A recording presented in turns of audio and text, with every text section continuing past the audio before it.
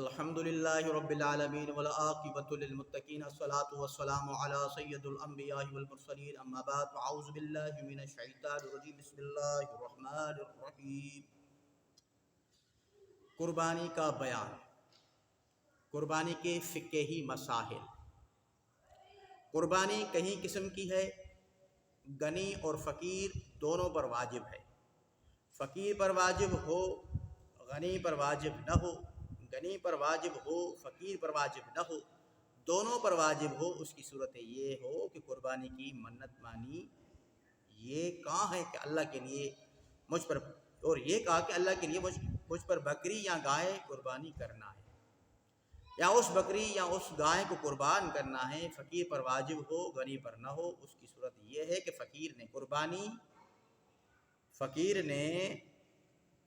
قربانی کے لیے جانور خریدا، اس پر اس جانور کو قربانی اس جانور کی قربانی واجب ہے، اور غنی اگر خریدتا تو اس خریدنے سے قربانی اس پر واجب نہ ہوتی۔ غنی پر واجب ہو، فقیر پر واجب نہ ہو، اس کی صورت یہ ہے کہ قربانی کا وجوب نہ خریدنے سے ہو نہ منت ماننے سے، بلکہ خدا نے جو اسے زندہ رکھا ہے اس کے شکریہ میں۔ حضرت ابراہیم علیہ السلام و تسلیم کی سنت کی احیا میں جو قربانی واجب ہے وہ صرف غنی پر ہے، جو وسعت رکھتا ہے، طاقت رکھتا ہے، قوت رکھتا ہے۔ جس طرح حج فرض ہے ہر مسلمان پر، مگر ان مسلمانوں پر جو وسعت و طاقت رکھتے ہیں وہاں پہنچنے کی، اپنے گھر کا نفقہ پورا رکھنے کی، اس کے بعد جو باقی اس کو مال بچا اس سے وہ حج کرے۔ اسی طرح قربانی بھی اپنے اخراجات پوری کرنے کے بعد جو باقی بچتا پیسہ اس سے قربانی کریں، یہ واجب ہے۔ یاد رکھیں، قربانی خود سنت ابراہیمی ہے اور قربانی کرنا واجب ہے، اور جس سے واجب ترک ہو جائے تو واجب ترک کرنے سے، اگر ہم سے نماز میں واجب ترک ہو جائے تو ہم اس کا جزیہ سجدہ سہو کر کے دیتے ہیں، اس طرح عام زبان میں جس کو ڈنڈ بولا جائے۔ اسی طرح اگر ہم سے یعنی کہ ہم سے واجب ترک ہو جاتا ہے تو ہم اس کا واجب ہم سے ترک ہو جائے تو ہم اس کا اگر ڈنڈ نہ دے سکیں تو ہم پر گناہ لازم ہے۔ تو میرے دوستو، میرے عزیزوں، جو واجب چیزیں ہیں وہ ہم نے کرنی ہوتی ہیں، اگر واجب ہم سے رہ جاتا ہے تو ہم پر گناہ لازم ہو جاتا ہے۔ مزید آگے چلتے ہیں۔ مسافر پر قربانی واجب نہیں، اگر مسافر نے قربانی کی تو یہ تطوع یعنی کہ نفل، اور فقیر نے اگر منت مانی ہو، نہ قربانی کی، نیت سے جانور خریدا ہو، اس کا قربانی کرنا بھی تطوع ہے یعنی کہ نفلی ہے۔ بکری کا مالک تھا، اس کی قربانی کی نیت کر لی، خریدنے کے وقت قربانی کی نیت نہ تھی، بعد میں نیت کر لی تو اس نیت سے قربانی واجب نہیں ہوگی۔ قربانی واجب ہونے کے شرائط یہ ہے: اسلام یعنی غیر مسلم پر قربانی واجب نہیں، غیر اسلام یعنی غیر مسلم پر قربانی واجب نہیں، اقامت یعنی مقیم ہونا مسافر پر واجب نہیں، تونگری یعنی مالک نصاب ہونا یا مالداری سے مراد وہ جس کے صدقہ فطر واجب ہوتا ہے، وہ مراد نہیں جس سے زکوٰۃ واجب ہوتی ہے، حریت یعنی آزاد ہونا، جو آزاد نہ ہو ناجواز آزادانہ ہو، اس پر قربانی واجب نہیں، کہ غلام کے پاس مال ہی نہیں، لہذا عبادت مالیہ اس پر واجب نہیں، مرد ہونا اس کے لیے شرط نہیں، عورتوں پر بھی واجب ہوتی ہے۔ جس طرح مردوں پر واجب ہوتی ہے اسی طرح اس کے لیے بلوغ شرط ہے یا نہیں، اس میں اختلاف ہے۔ اور نابالغ پر واجب ہے تو آیا خود اس کے مال سے قربانی کی جائے گی؟ اس کا باپ اپنے مال سے قربانی کرے گا۔ ظاہر روایہ یہ ہے کہ نہ خود نابالغ پر واجب ہے اور نہ اس کی طرف سے باپ پر واجب ہے، اور اسی پر فتویٰ بھی ہے۔ مسافر پر اگرچہ واجب نہیں مگر نفل کے طور پر کرے تو کر سکتا ہے، ثواب پائے گا۔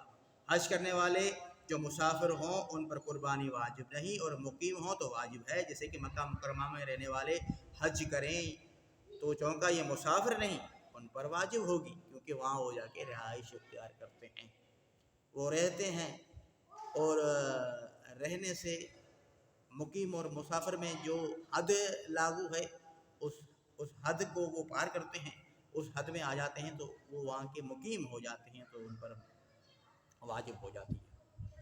شرائط کو پورے وقت میں پایا جانا ضروری نہیں، بلکہ قربانی کے لیے جو وقت مقرر ہے اس کے کسی حصے میں شرائط کا پایا جانا وجوب کے لیے کافی ہے۔ مثلا ایک شخص ابتدائے وقت قربانی میں کافر تھا، پھر مسلمان ہو گیا اور ابھی قربانی کا وقت باقی ہے، اس پر قربانی واجب ہے، جبکہ دوسرے شرائط بھی پائے جائیں۔ اس طرح اگر غلام تھا آزاد ہو گیا، اس کے لیے بھی یہی حکم ہے، جب آزاد ہو گیا تو اس کے پر قربانی واجب ہے، جبکہ دوسرے شرائط بھی لاگو ہیں۔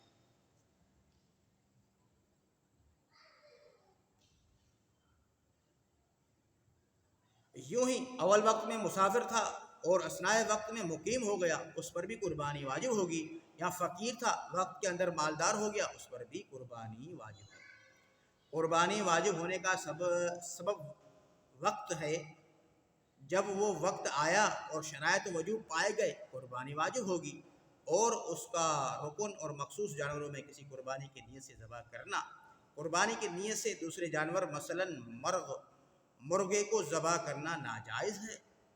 جو شخص 200 درم یا 20 دینار کا مالک ہو، یا حاجت کے سوا کسی ایسی چیز کا مالک ہو جس کی قیمت 200 درم ہو، وہ شخص غنی ہے، اس پر قربانی واجب ہے۔ حاجت سے مراد رہنے کا مکان، خانہ داری کا سامان جن کی حاجت ہو، اور سواری کا جانور اور خادم وغیرہ، اور پہننے کے لیے کپڑے اور ان کے سوا جو چیزیں ہوں وہ حاجت سے زائد ہیں۔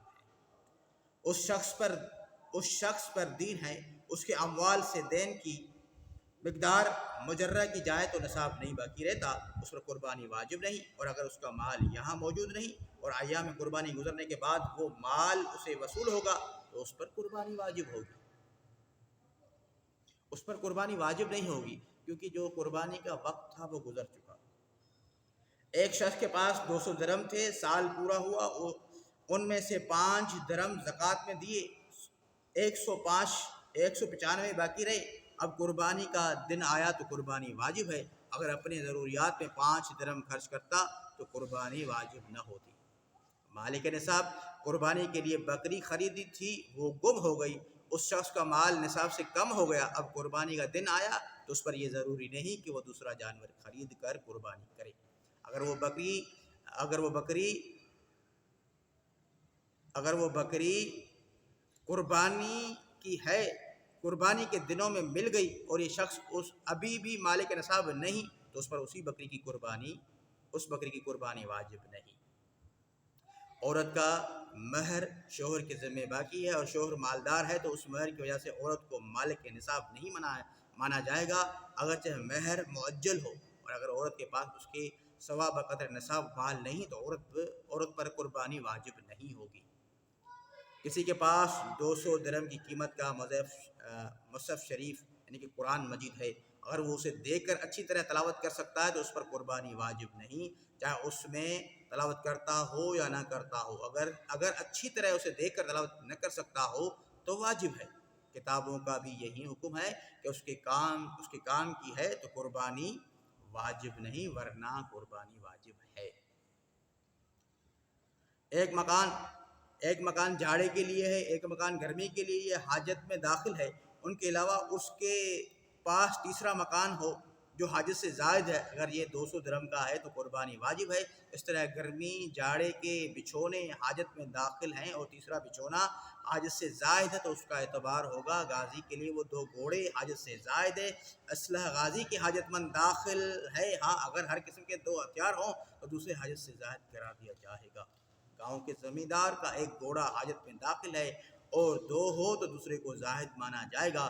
گھر میں پہننے کے کپڑے، کام کاج کے وقت پہننے کے کپڑے، جمعہ و عید اور دوسرے موقعوں پر پہن کر جانے کے کپڑے، یہ سب حاجت میں داخل ہے۔ اور ان تین کے سوا چوتھا جوڑا اگر 100 درہم کا ہے تو قربانی واجب ہے۔ بالغ لڑکے کو یا بیوی کی طرف سے قربانی کرنا چاہتا ہے تو ان سے اجازت حاصل کرے بغیر ان کے کی اگر کر دی، ان سے اجازت حاصل کیے بغیر کر دی تو ان کی طرف سے واجب ادا نہ ہوا، اور نابالغ کی طرف سے اگرچہ واجب نہیں مگر دینا بہتر ہے۔ قربانی کا حکم یہ ہے کہ اس کے ذمہ جو قربانی واجب ہے کرنے سے بری الذمہ ہو گیا، اچھی نیت سے کی ہے، ریا وغیرہ کی مداخلت نہیں، تو اللہ کے فضل سے امید ہے کہ آخرت میں اس کا ثواب ملے گا۔ یہ ضروری نہیں کہ 10ویں ہی کو قربانی ڈالے، اس کے لیے گنجائش ہے کہ پورے وقت میں جب چاہے کرے، لہذا اگر ابتدائی وقت میں اس کا اہل نہ تھا، وجوب شرائط نہیں پائے جاتے تھے اور آخر وقت میں اہل ہو گیا، یعنی وجوب و شرائط پائے گئے تو اس پر واجب ہوگی، اور اگر ابتدائی وقت میں واجب تھی ابھی کی نہیں اور آخر وقت میں شرائط جاتے رہے تو واجب نہیں رہی۔ ایک شخص فقیر تھا مگر اس نے قربانی کر ڈالی، اس کے بعد ابھی وقت قربانی کا باقی تھا کہ وہ غنی ہو گیا، تو اس کو پھر قربانی کرنی چاہیے کہ پہلے جو کی تھی وہ واجب نہ تھی اور اب واجب ہے۔ بعض علماء نے فرمایا کہ وہ پہلی قربانی کافی ہے، اگر باوجود مالک نصاب ہونے سے اس نے قربانی نہ کی اور وقت ختم ہونے کی بعد فقیر ہو گیا تو اس پر بکری کی قیمت کا صدقہ کرنا واجب ہے، یعنی وقت گزرنے کے بعد قربانی ساختہ نہیں ہوگی۔ اور اگر مالک نصاب بغیر قربانی کیے ہوئے انہیں دنوں میں مر گیا تو اس کی قربانی ساختہ ہو جائے گی۔ تو آج کے لیے اتنا ہی میرے دوستو عزیزو، قربانی کے مسائل چل رہے ہیں، مزید ویڈیو بنائیں گے اور انشاءاللہ یہ بیان جاری رہے گا۔ تو آج کے لیے اتنا ہی، ملتے ہیں اگلے کلپ میں، اگلے ویڈیو میں۔ وآخر دعوانا الحمدللہ رب العالمین۔ اللہ تبارک و تعالی سب کی حاجتیں پوری کرے، اللہ تبارک و تعالی سب کی ضرورت پوری کرے۔ جو علم حاصل کرنے کی جو جستجو ہے، اللہ تبارک و تعالی ہمیں علم حاصل کرنے کی توفیق عطا فرمائے۔ وآخر دعوانا الحمدللہ رب العالمین۔ السلام علیکم ورحمۃ اللہ وبرکاتہ۔